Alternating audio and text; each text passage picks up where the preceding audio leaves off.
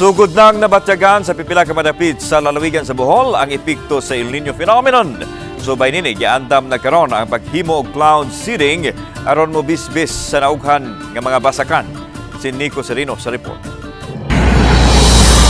Sa lungsod sa Balilihan, dayag na ang pagpangliki sa kaumahan. Gawas nga padung na sa pagkalaya, ang dahon sa kahumayan, walay sud sa binhi ang uhay sa mga humay. Na problema karon ang mga mag-uuma kung unsaon pagsalbar sa ilang mga pananom.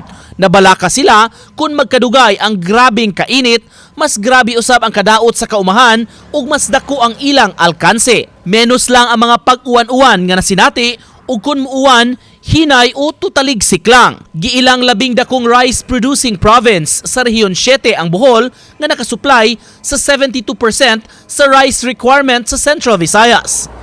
Sa 47,000 ka ektarya sa mga basakan sa maong probinsya, 24,000 hectares niini dunay irigasyon, samtang 23,000 ang nagsaliglang sa uwan.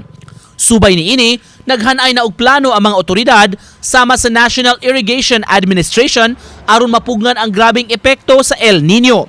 Nalakip sa El Nino Action Plan ang mga water distribution system ug alternatibo nga wet and dry distribution technology. Sa interview sa telepono, mato ni Bohol Provincial Agriculturist Liza Quirog, gipaspasan ang pag-asikaso sa mga requirements aron makahimo na og cloud seeding.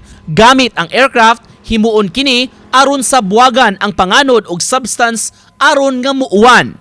Ang provincial government migahin og 2.5 million pesos alang sa cloud seeding, samtang 5 million pesos usab gikan sa Department of Agriculture.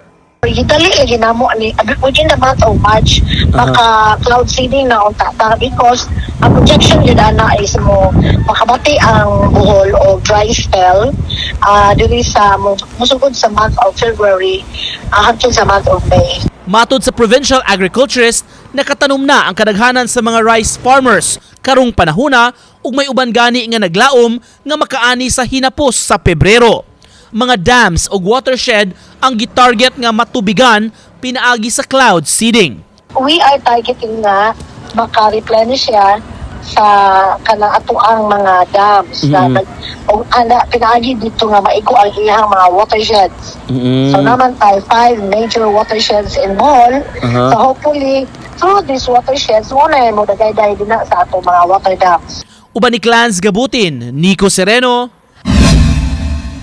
Balitang Bisdak.